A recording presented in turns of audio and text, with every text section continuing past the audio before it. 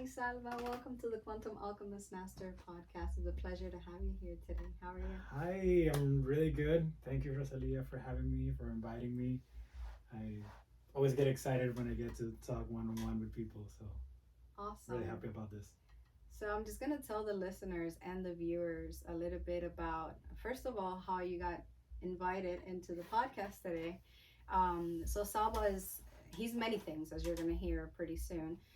But he's working, him and I were working on a project together. He's doing all the music production and everything else. He'll explain more of what he does because I'll probably say it all wrong. But we're working on a beautiful project together, and we were talking. I'm like, Salva, so tell me a little bit about your story. How'd you get involved into music, into production, all of this?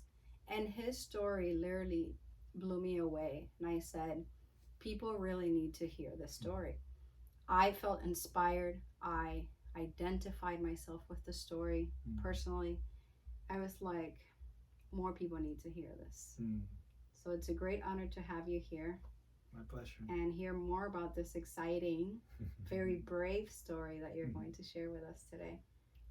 Really happy to be here. Really glad to be able to share it and that we connected in the way that we did in such a random opportunity. Not random at all. Exactly. Yeah. Tell me a little bit about you, your childhood, anything you want to share, a little bit about your background story. Okay. Well, I am from the Dominican Republic. I was born and raised there. I lived there most of my life. Um, I I would I would say I had a very happy childhood. I think I was a. There's always things that I could say that I wish my parents had done differently and this and that. But in general, I feel that they did a really good job in raising us. I have two sisters, both older than me. Um, and I think they did the best that they could, and I think it was really good. Um, yeah, again, we can always say like, "Oh, I wish they had done this better. I wish they hadn't done that," but they are what they are. They're humans figuring life out at the same time. They're being parents for the first time as they're raising us while doing everything else that they got going on. So, you know, I, I'm really grateful for the childhood I got and for everything that they did and gave me all the opportunities. Amen. Yeah. Nice. So how'd you come into music? My mom is a, I grew up with music. My mom studied piano in the National Conservatory in the DR for like 14 years. She graduated. Um, then she didn't pursue a career in music as such. Just taught music to children for a little bit, and then kind of like put it aside. But I grew up listening to her playing a grand piano almost every day in our house. So I really got to live music like firsthand like that. And my dad was a big music enthusiast, so he would be playing vinyl records and cassettes all the time, and I really enjoyed that. And by the time I was like, I would say 12, my friends in school and I, none of us had picked up an instrument at that point, but we started listening to music that we liked, that we were discovering ourselves. And we were like, let's make a band. Let's play like these guys do. We were listening to punk rock, to hardcore metal, and all that kind of stuff. And we were like, yeah, let's do that. Let's all buy instruments and let's start playing. So what was your first instrument? My sisters had an acoustic guitar in the house. When we, my friends and I decided like, okay, we're gonna make a band. We're gonna, everybody raise their hands and pick an instrument. And I was the last one to pick, and the bass guitar was the only one left. And I was like, I'll take the bass, whatever. So I didn't want to be left out. Not knowing that I would later fall in love with the instrument, but what I had at home was an acoustic guitar, and I started picking it up. There was like an old guitar method that my sisters never went through, and I started kind of like doing things there and learning stuff by ear, just listening to music and trying to like pick it up and figure it out myself. And then when my parents saw like, okay, he's really into it, for my birthday they got me a bass guitar, and that started getting me into like, oh well, yeah, no, this instrument is really cool. Nice. Yeah. So how did that band go after all? You guys had a lot of It did it go on for a couple of years? Was it just like a one-off thing, a summer thing? Did you guys keep it going for a while? How was that? No, we really did. We kept it going. There were many iterations of the band because some of the original members didn't keep playing, but at least two of us remained for a long time. So yeah, a couple of transmutations along the way, but we kept playing. We recorded music. The first thing we started doing was like, okay, we started getting together, jamming, creating songs out of nowhere. We picked up the instruments and we were learning the things by ear, but we never really took music lessons. So we didn't know the notes on the fretboard. We didn't know the name of the chords. We were like, okay, you're doing this on that fret, I'll do this. And I can try, oh, this note goes well with that. And we put songs together like that.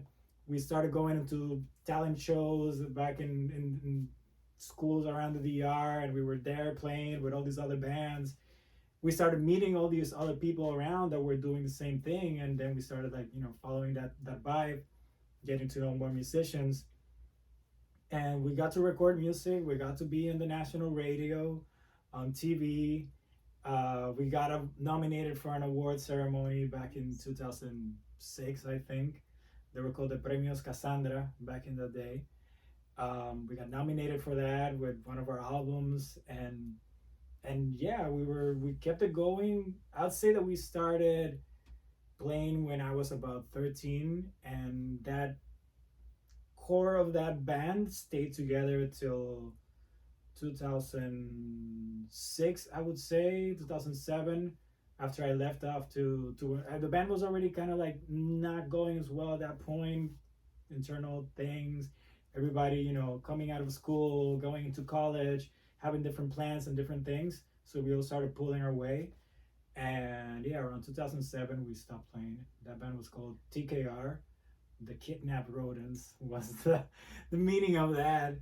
And yeah, like a couple of months ago, they did like a little special on the radio there, like celebrating like, I don't know, the 20th anniversary or whatever it was from one of our releases, and yeah, it was a really cool experience. We did. It's pretty cool. So I'm curious to know, which way did you pull after that band? Kind of everybody went their way.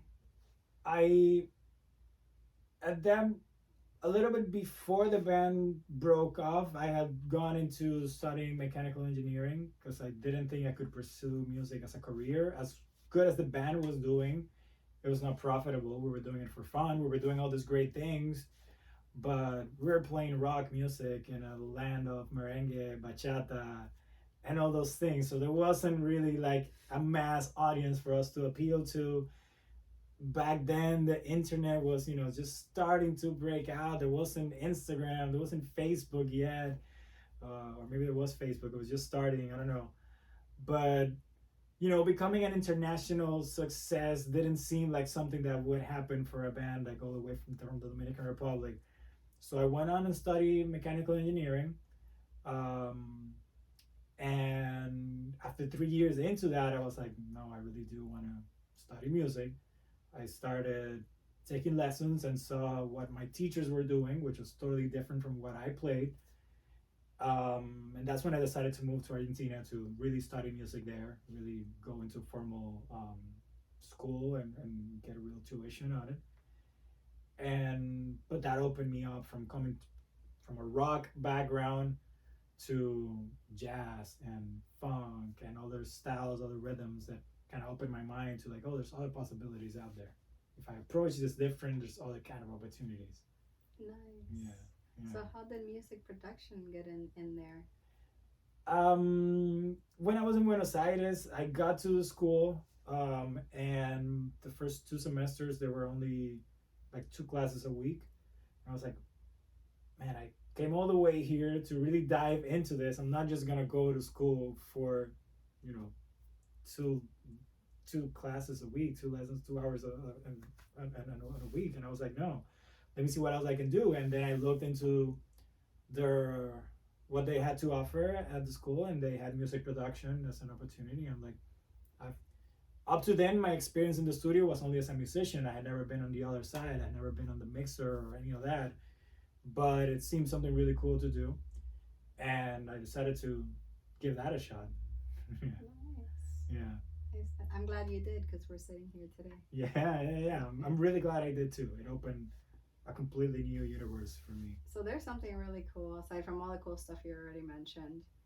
You worked with dogs. I worked with dogs. Tell us a little bit about that. Yeah, so I get to Buenos Aires. I'm studying music, um, but I kind of need a side hustle to have some money on the side. Back in that day in the Dominican Republic, people would never take their dogs out. And I had dogs all my life, and up to that point, I never took my dogs out for a walk. They were in the backyard. We loved them. We fed them. We spent time with them, but nothing more than that. I get to Buenos Aires, and my next door neighbor, she had a collie, and she would go on rollerblades on the street. Her dog would go on the sidewalk without a leash, and she would get to the corners, to the intersections, and she would tell the dog to stop, and he would stop and wait for him to tell her, like, that. And I was like, I thought you would only see this in the movies. Like I never knew you could have that real, relationship, connection, understanding with a dog. So I was like, what's happening here? What am I missing out? And I started, like reading about it and looking for stuff online. And I decided to, okay, let me start walking dogs here and seeing that that's a business, that's a possibility. And I did that while I was there. And when I come back to the Dominican Republic, and I start, trying to pick up this musical projects from off the ground, and only to find out that months later someone decides to leave the band, and we have to like start over again, put a new repertoire together, new singer, new music. And I was like, I can't. I'm doing this for a living. I can't be relying on other people to be able to earn the bread, to make the bread. So I was like, let's give the dog walking thing a chance here in the DR and see what happens. And yeah, one thing led to another, and I decided to put music on a side, just dedicate my time completely to dog walking. And that became then dog training, because again, most people didn't take their dogs out for walks. They somehow Cesar Milan was becoming popular. There was this, everybody becoming aware of like, oh, dogs need more than just food. And I get to be called by people that want something for their dogs, like a better life, but these dogs have never been out of the backyards, so they don't know what's out there. And one in particular was a German Shepherd who was 4 years old, never left his backyard in those 4 years. It was a beautiful working line, very nice looking dog. And even the vet would go, see him at his house and everything. So this dog doesn't know what's beyond the fence. And because he was a very energetic dog and not getting enough exercise, he was turning into compulsive behaviors. He was chasing his tail. He was biting it, and to the point where it would bleed. And the owners were afraid of him because they would go outside and he would growl at them. He wouldn't attack them, but he would attack himself. But still, they were like, we're afraid of our dog. And so I come in and I, sit down and like, okay, let me figure this out. How do I get this dog to trust me, to get him on a leash, to take him out the door? And it was weeks of me just sitting there with a bag of hot dogs and be like, Rocky, look, Rocky. And every time throwing the hot dog closer and closer and closer till he was like eating from my knee, then from my hand. Then like me, like having a collar here and having him put his head through the collar, put the collar, like, yeah, step by step, little steps until I could actually take him out. And then I'm like, okay, if I'm really doing this, I need to learn. And I start looking for stuff online. I start following this girl from Australia on Instagram, and that was training dogs. And out of nowhere, I'm like, she posted something that she was going to Highland Canine. It's a dog training institute here in North Carolina. And she says that she's going there for the summer. I'm like, oh, that's really cool that you're going there. I've always wanted to go there, but don't have the budget for it, but can't wait to see your experience there. And she responds and it's like, oh, there's a contest, you should try to enter it and see what happens. And I look at the contest and I see like it was called every dog deserves a second chance. And it was, pretty much talking about, I don't know if you know this, if the people listening to this know this, but millions of dogs get put to sleep every year in the United States just because of behavior problems that could be solved if people really look for help, if they look for a professional trainer who could help, understand what's going on with their dog and find a way to get them out of there. So they had this campaign going on and they did this contest, and I was working with Rocky, I was working with other dogs that had similar cases, and I just like flood the hashtag with it. I go into the contest, I go every day I'm like posting something about it, and I ended up winning and coming to North Carolina, spending 6 weeks there, learning from an amazing couple of trainers, and then going back to the DR and just like going full on my dog training business. Wow. Yeah. How long did you do dog training for? About 10 years, a little bit over 10 years. I went to Highland 2015. Also, not 10 years, about 8 years. Yeah, 2015. I did it till about 2022. When I decided to take music back into my life. I was gonna go into that now. Yeah. How did music fall back into your life? How was that transition?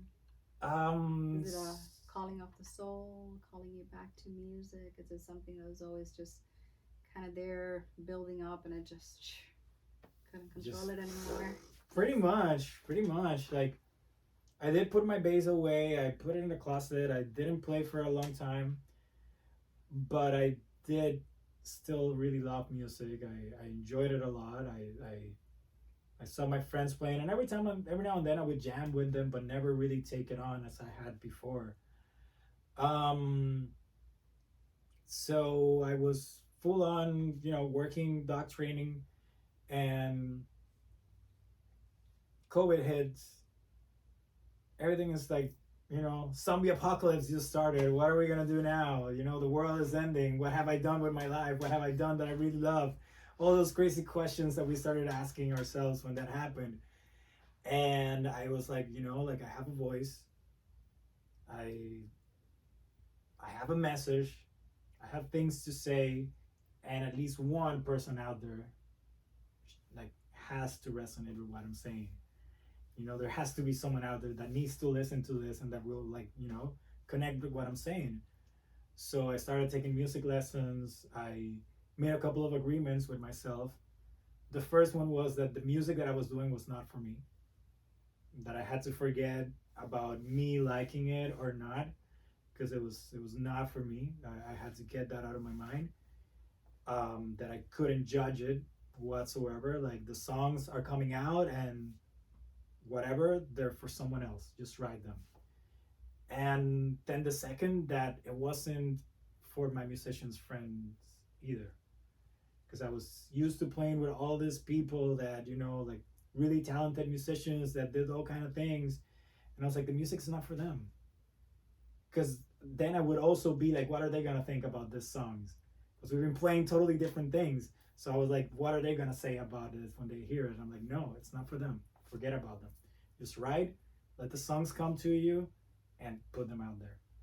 So I want to take a parenthesis here because I haven't spoken much, but I've been observing a lot.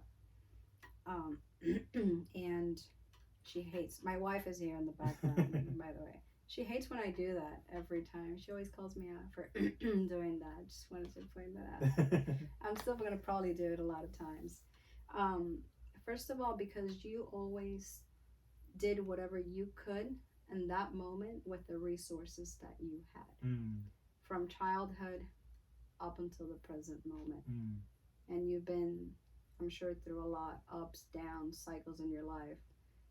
Everything. And you still alchemized each opportunity. It didn't matter what, even dog training, maybe that was not the calling of your soul, but it was part of your soul plan for you to learn whatever it was at that moment. And you went full into it. wholeheartedly. Mm. And how long did it take you to sit there to get Rocky to eat a hot dog, right? And you patiently did it anyway. So that being present Mm-hmm. in what you're doing, Mm-hmm. fully invested, and being okay with the mystery of maybe not knowing what's there tomorrow, right? And just trusting that it is for your highest good. Yeah. Just kind of following your intuition, your inner compass, right? It's not an easy thing. It's not. It's not easy It can to be very do. scary. Yeah, when you don't know what's coming next, there's not a path laid out of Yeah, it's that faith, that trust. Yeah. Another thing I noticed from what you're saying is you weren't doing it now for external approval. No. Right? Yeah. Yeah. So it's whatever was coming from your heart, just putting it out there out of love for whatever you were doing at that moment, letting consciousness, source, whatever it is, flow through you and sharing it with the world. So that view is completely different from our ego standpoint, where it's like, so in trying to compare ourselves, I've done it as well, of course, many times. Like, oh, what kind of content is this person putting out? Maybe I should do the same, or maybe I should do the same kind of music or the same kind of, and just honoring your authenticity and getting to that point where you're like, this is it, whatever flows through me, Totally. I think every time, especially now that there's more social media, more, when you do decide to step out there and expose yourself, you're always going to have that 50-50, right? 50% people are probably going to agree with you and like your stuff. The other 50 are probably not. And that's great because everybody's in their own journey. We can't do it for them. We just have to focus on our journey and sharing from our ever-changing perspective, which we're also learning together and changing all the time. So very brave, all those changes that you did, especially coming from a Latino background. I could really relate, right? A lot of the times they want you to be a doctor, a lawyer, all these things, engineer. Right? Not musicians, kind of on the back burner there. Yeah. So tell me a little bit about what kind of projects either you're currently doing or you've done that you want to share with people. Maybe, they're not really sure what is it that you do, or because I know you do quite a bit of stuff. So if you want to share a little bit about pretty cool stuff that you've done. Yeah, of course. Before I get into that, I do want to say that part about the being authentic. It's also, it's a constant work, because there's always the thought in the back of your mind, are people really gonna like this? Are people really gonna connect with it? Am I being, by embracing my authenticity, am I being so different that no one's gonna be able to relate to me, or but it's also, a part of that, of just listening to your heart, listening to what really wants to come out, and do that. Nowadays I'm working in many things. I got my own musical project as a singer-songwriter. It's called Salva y La Salve. I've been releasing music with that project since 2021, 22. There's music on all streaming platforms. There's that. Since I moved here in Miami, I've been working with this band called Birdsong, Emilia Garth and Birdsong. It's medicine music. We're all people from all different parts of the world, so there's like a little bit of everything, a little bit of Dominican Republic, Colombia, Hawaii, Peru. So there's a lot of blends that come together in there. And also producing music for a lot of artists here in Miami. Mostly in the conscious medicine music vibe, but all kinds of music in that melting pot that happens here from all the cultures that combine here in Florida. And also projects like the one I'm working with you, recording here in the studio on Soulshine Studios, recording from podcasts to guided meditations, sound healings, all kind of experiences. get people here with singing bowls, with gongs, with harmoniums, and we do all kind of really cool stuff here. My intention is always to work with people that aren't doing this just for themselves, that are doing this to share their message, to share their medicine, to share their story, to do things that can help other people in any kind of way. So I'm mostly focused with that. That doesn't mean that you can't dance to the music that I do and that I work on, because the rhythm is there, but it's more about the message behind those rhythms too. That really matters to me. Thank you for sharing that. He's super awesome to work with, super chill. It's above and beyond. I highly recommend him, not just because he's here. Thank you. Another thing, do you mind if we get a little deep in the conversation? No, please. Okay, cool. Let's go. So you talked a little bit about, people here in Miami, kind of like in the medicine space, just to call it something, to label it. I hate labels, but yeah, like spirituality and the medicine space. Is there anything you could share with us a little bit about your spiritual journey, your awakening process, or anything like that you feel called to share today? Yeah, sure. I was raised in a Catholic family, being from a Hispanic country, that's pretty much where we get. Went to a Jesuit school. I in a way, I do like that it was, from all the options, it was a Jesuit school, because I'm very science inclined, and the Jesuits in all of religion, I think that they're more in the Catholicism, they're more science inclined too. We had an astronomy club, we had like all kind of things in school, so that was kind of cool to like be able to get that. But, and with all respect to religion, society, and all that, the story that I was being told didn't got it for me. My dad was buying me dinosaur kits and stuff, and I was really into paleontology and archaeology growing up. So I'm like, I'm here looking for dinosaur bones, and you're telling me that it was Adam and Eve and that was it, like nothing else happened before mankind. So I was like, I'm not having that. That didn't take with me. So there was this one particular book that really opened my mind up, and it's crazy that there was a book that was assigned in school, El Mundo de Sofía, Sophia's World.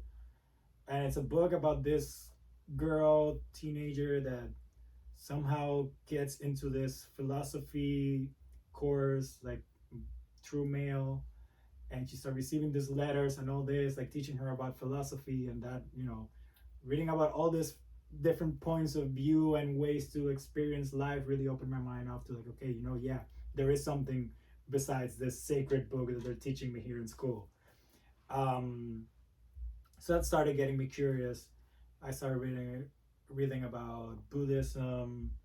Then for a while, I got into Wicca, witchcraft, and all that. And it was a crazy experience for me to learn like something completely different. Later on, I was able to tie it, and like, oh, I have, Nordic ancestors. So in a way, that was already like, calling out from in me, like, there's other ways to relate with spirituality.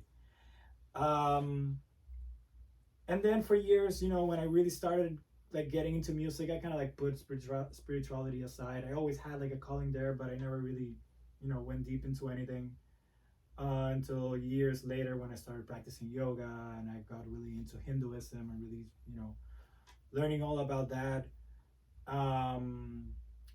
And plant medicines had always been like a topic that I heard about, but I hadn't had a lot of experiences with it.